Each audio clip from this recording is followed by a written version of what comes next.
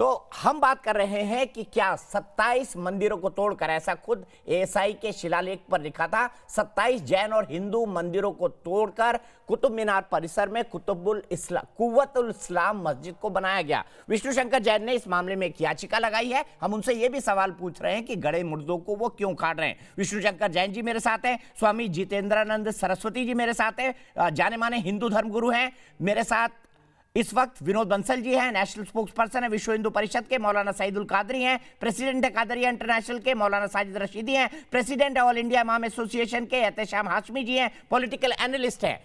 अभी भी मीनाक्षी आचार्य जी जयपुर से जुड़ी हुई हैं, जिन्होंने बड़ा सीधा सवाल पूछा था कि मंदिरों को तोड़कर मस्जिद बनाने की क्या जरूरत थी। एहतेशाम जी आपने जवाब नहीं दिया था, बताएंगे मंदिरों को तोड़कर ही मस्जिद बनाने की क्या जरूरत थी उस वक्त? बिल्कुल मैं इसका जवाब दे रहा हूं। मीनाक्षी जी ने इतिहास किस किताब से पढ़ा है मुझे नहीं पता। मीनाक्षी जी मेरी बहन है, उनको मैं ये बताना चाहता हूं। मीनाक्षी जी, औरंगजेब और अकबर की आर्मी में 33% जो उनके सीनियर लीडर्स थे और सीनियर ऑफिसर्स थे वो हिंदू थे।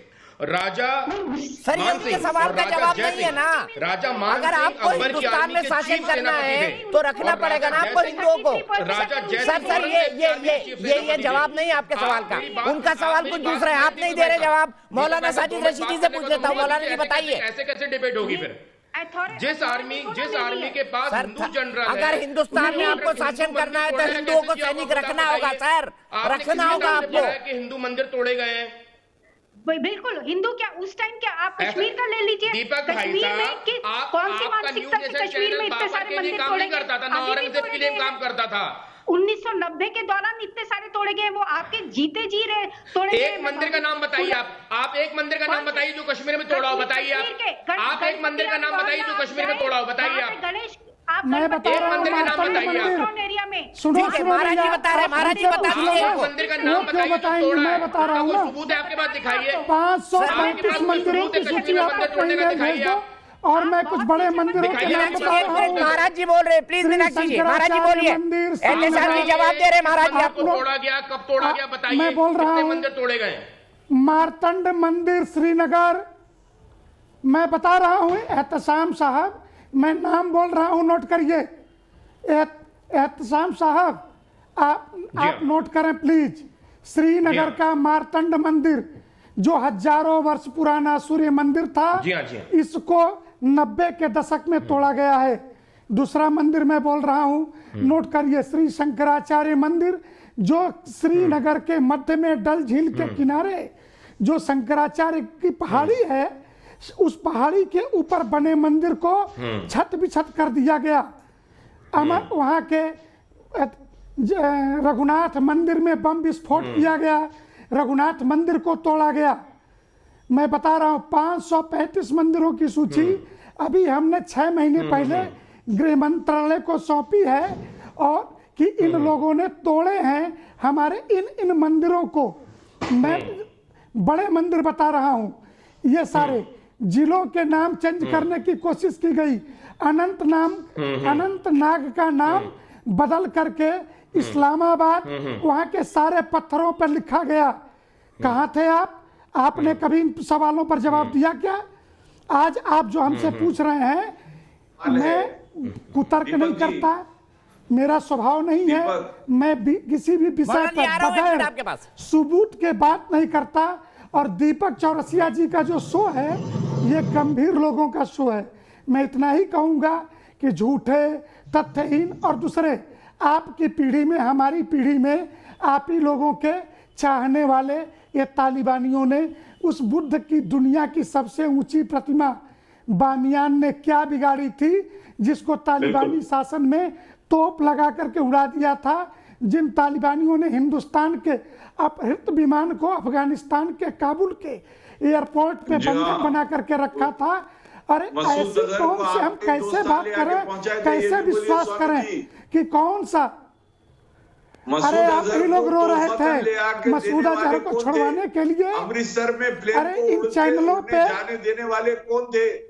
स्वामी जी ये भी बताइए। अरे मसूद अजहर को छोड़ दिया तो भी आपको कष्ट है हिंदुस्तान भर में 5 इनको करोड़ मंदिर होंगे। कसाब की फांसी हो आप गई तो लोग भी अपने आपको मंदिरों कष्ट की है, बेइज्जती सरजिल क्यों इमाम कराते हैं? जेल में है तो भी कष्ट फुटपाथों है, पे साला नदियों रशीद में को लेके भी आपको encroachment डर करके है। जा बजा इन देशद्रोहियों के क्या ये मंदिरों का आपने अपमान 4 नहीं है? लाख कश्मीरी पंडितों को फुटपाथ पर अपने जगह देश के मिली अंदर मंदिर शरणार्थी बनवा बना के रख दिया। लोगों के आप रास्ते बात में करते मंदिर हो, बना दिया, पैरों में मंदिर बना दिया। ये गलत बात है स्वामी जी, इसको भी देखिए। अरे लाखों नहीं, नेशनल करोड़ों हाईवे पे मंदिर बन जा रहे ये हैं सोए इससे। हुए ये इन सिर्फ मजार चंदा बाबा, खोरी सड़क के शहीद लिए बाबाओं की ऐसा मत बात आप कीजिए। क्यों नहीं करते 500 हो? मंदिर नहीं, 5 करोड़ कहाँ encroach मंदिर land बना पे दिया मंदिर फुटपाथ पे, बनते हैं। सड़क पे? उस पे भी सवाल उठाइए। ठीक है, मैं बहस को भटकाना नहीं हिंदुस्तान चाहता के हूं, अंदर- लेकिन एहतेशाम जी, हिंदुस्तान के अंदर आपने कश्मीर के भारत, मंदिर तोड़ने की बात पाकिस्तान- कही थी। विष्णु जी, मैं सीधे आपके पास आ रहा हूं और विनोद बंसल जी को भी जी मैंने हाँ, बहुत जी हाँ। कम टाइम दिया है।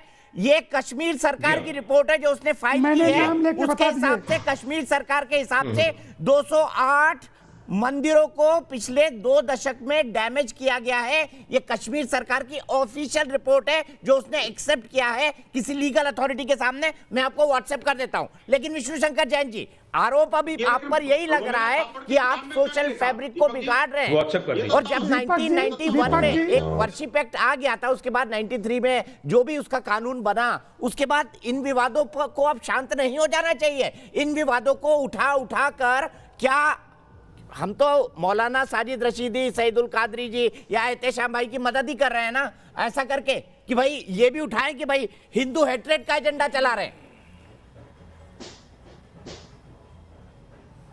दीपक जी, ये मैं आपसे बहुत मतलब संजीदगी से बात कहना चाहता हूं। देखिए, मैं दीपक भाई साहब आपसे ये कहना एहतेशाम चाहता जी, ये हूं सवाल कि विष्णु जो शंकर भी जी लिस्ट जैन जिसकी आप हमारा बात कर मकसद- रहे हैं, हमारा ये मकसद- प्योर फेक और फर्जी लिस्ट है। हमारा मकसद दीपक जी बहुत स्पष्ट है कि जो हमें भारतीय संविधान अधिकार देता है, हम अपने लीगल हक की लड़ाई देश लड़ की रहे हैं। संसद में अपने प्रस्तुत देवी की देवताओं गई लीगल हक की लड़ाई लड़ देश रहे के हैं, गृह क्योंकि राज्य भारतीय मंत्री का संविधान बयान में फेक और भारतीय फर्जी। संविधान में अगर आप चैनल उसका पे अध्ययन एहतसाम करेंगे बैठ करके तो आर्टिकल सही 25 में लिस्ट हर बता आदमी का राइट है रिलीजन का, और आर्टिकल 21 में हर आदमी का राइट है right to life with dignity.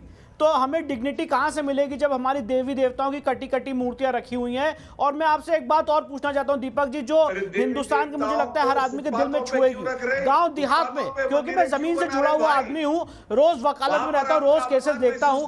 गांव देहात में अगर किसी आदमी की जमीन एक बार कोई लूट लेता है या उसका घर तोड़ देता है, सालों तक केस लड़ता रहता है। यहाँ पे हमारे पूर्वजों के साथ, हमारी मंदिरों के साथ, हमारी आस्थाओं के साथ खिलवाड़ हुआ है। अगर वो लड़ाई हम लीगल हक से लीगल तौर पे कोर्ट में लड़ना चाहते हैं तो उसमें गड़े मुर्दे उखाड़ना या सोशल फैब्रिक डिस्टर्ब करना कैसे हो सकता है? और अगर मुझे ये बताइए दीपक जी, ऐसा एग्जाम्पल मिलता अदरवाइज जहां कोई मस्जिद तोड़ के मंदिर तामील की गई होती, तो क्या ये लोग कोर्ट नहीं जाते?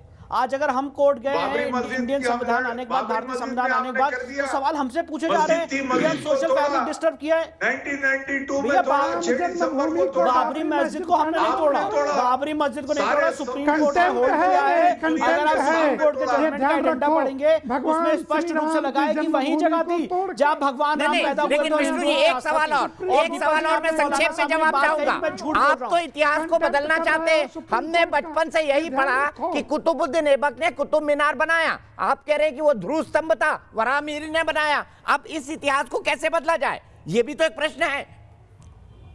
800 साल पहले जन्म था। देखिए दीपक जी, मैं ये बात कहना चाहता हूं कि यहाँ पे इतिहासकारों ने बहुत गलत इतिहास लिखा है। जो अभी मेरे भाई यहाँ पे एहतेशाम जी रोमिला थापर को कोट कर रहे थे, उनकी क्या मानसिकता है वो हम सब जानते हैं। और हमारा कहना यही है कि यहाँ पे लोगों को सही इतिहास पढ़ाया जाए। अपनी पिटीशन में पैरा 15 में मैंने स्पष्ट रूप से लिखा है कि वो कुतुब मीनार नहीं, वो मेरू स्तंभ था, वो ध्रुव स्तंभ था, और वो एस्ट्रोलॉजिकल टावर था जहाँ से 27 नक्षत्रों की गणना की जाती थी। तो गलत इतिहास पढ़ा के जो ये मुगल काल में, गुलामी काल में गलत इतिहास लोगों को पढ़ाया गया, आज उसकी धरोहर पे खड़े हैं। अगर मैं उस गलत को सही करना चाहता हूं कलम से कोर्ट के द्वारा लीगल लड़ाई लड़के, तो उसमें क्या गलत है? मैं तो कोई सीए एनआरसी की तरह यहाँ पे चक्का नहीं कर रहा हूं, यहाँ पे कोई चक्का जाम नहीं कर रहा हूं। मैं अपनी बात लीगल तौर से कोर्ट में रख रहा हूं। ठीक है, लीगल तौर से आप बात कोर्ट में रख रहे हैं, लेकिन मौलाना साजिद रशीदी, मैंने आपको बार बार बोला, उन्होंने अपने कोर्ट के पेपर्स दिखा दिए। कोर्ट के पेपर्स दिखा दिए मौलाना साजिद रशीदी। मैंने आपको बार बार बोला कि प्लीज अब शब्दों का इस्तेमाल ना करें। आप कह रहे हैं कि धमका रहे हैं, आप कह रहे हैं कि हिंदू धर्म से जुड़े हुए धर्मगुरु झूठ बोल रहे हैं, धमका रहे हैं, दंगा फैलाने की कोशिश कर रहे हैं। 5 अगस्त को आपका क्या बयान था? दंगा फैलाने वाला था या नहीं, धमकी वाला था या नहीं, यह भी दर्शकों को सुना देता हूं। फिर विनोद बंसल और फिर मौलाना साजिद रशीदी, सुनाइए क्या कहा था मौलाना साजिद रशीदी ने जिस दिन भूमि पूजन हुआ था श्री राम मंदिर का। हिटलर शाही ताकत और हुकूमत के बल पर जो कुछ देश के बहुसंख्यकों ने माइनॉरिटीज के साथ, अक़लियत के साथ किया है, वो बहुत बुरा है। इस्लाम धर्म ये कहता है कि मस्जिद जहाँ एक बार बन जाती है वो क़यामत तक मस्जिद रहती है। हमारा मजबूत यकीन है कि ये मस्जिद ही मस्जिद है और मस्जिद रहेगी। तारीख दोहराई जाती है। आज ताकत और हुकूमत के बल पर आपने ये सब कुछ कर लिया है, कल एक ऐसा दिन आएगा कि कुछ इंसाफ पसंद लोग होंगे जो, मैं समझता हूं कि ये तारीख फिर वही दोहराई जाएगी कि मंदिर तोड़कर, पहले तो मंदिर तोड़कर मस्जिद नहीं बनाई गई थी, लेकिन शायद अब मंदिर तोड़कर मस्जिद बनाई जाए। मंदिर तोड़कर मस्जिद बनाई जाएगी। विनोद बंसल जी यही महाराज जी को कह रहे थे कि भाई आप दंगा भड़काने के काम कर रहे हैं। मौलाना साहब ने क्या किया था? और साहब नए नए आप प्रेसिडेंट बने इमामी एसोसिएशन के, ऐसे बयान बहुत देते हैं आप। सुनिए विनोद बंसल जी क्या कह रहे हैं, फिर मैं आपका वर्जन लूंगा। दीपक जी नए नहीं बने हैं। इनको मौलानाओं की काउंसिल ने बनाई इसलिए कि इस्लाम धर्म क्या है इसके बारे में व्याख्या करने वाले ऐसे ही लोग हैं, और ऐसे ही लोग हैं जिन्होंने इस्लाम की ऐसी ग्लोबल छवि बनाई है जिसके कारण पूरे दुनिया में आतंकवाद का राज है इन इस्लाम के नाम पर। इस्लाम के नाम पर कोई इनको बिलीव करने वाला नहीं है दुनिया के अंदर। और आप देखिए कि जो लोग इस्लाम के नाम पर पैगंबर मोहम्मद का जिसको किसी ने देखा नहीं, इन्होंने भी नहीं देखा, जिनको कोई जानता नहीं, उनके नाम पर एक छोटा सा कार्टून अगर किसी ने ड्रॉ कर दिया तो लोगों के गला काटने वालों पर चुप रहते हैं। लेकिन अगर कोई लीगल तरीके से, कानूनी तरीके से अगर कोई लड़ाई भारत जैसे देश के अंदर बहुसंख्यक समुदाय के व्यक्ति, अल्पसंख्यकों के को ठीक करने के लिए, उनके रॉन्ग्स को ठीक करने के लिए अगर कोई कानूनी लड़ाई लड़ता है तो उसमें भी इनको दंगा नजर आता है, इनको घृणा नजर आती है, इनको उत्पात नजर आता है। पूज्य संत जो श्रेष्ठ संत होते हैं जिनको ये कह रहे हैं भगवा का मतलब क्या होता है, और भगवा का मतलब बोल तो रहे हैं लेकिन मान नहीं रहे। अरे कम से कम आदर करना चाहिए भाई। अगर आप स्वयं अपने आप को धर्मगुरु कहते हो, वैसे तो मैं मानता नहीं आप धर्मगुरु हो। मौलाना होता है, धर्मगुरु नहीं हो सकता। धर्मगुरु होता है, जो धर्म की बात करता है वो धर्मगुरु होता है। और मौलाना कभी धर्म की बात नहीं करता, वो संप्रदाय विशेष की बात करता है, संप्रदाय की बात करता है, सांप्रदायिकता की बात करता है। उसको मैं धर्मगुरु नहीं मानता।